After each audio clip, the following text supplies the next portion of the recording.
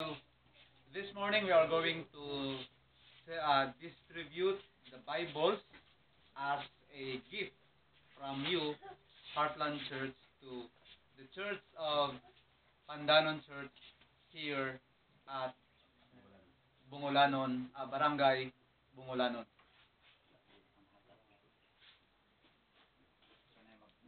Isa-isa. Sige.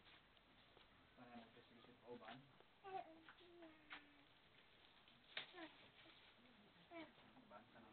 Makasya mo.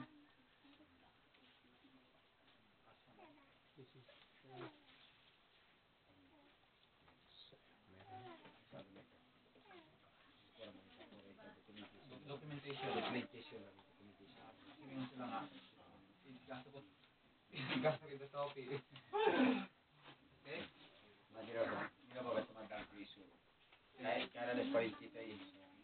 So, in behalf of these people, the Ovo Manovo people here, we are very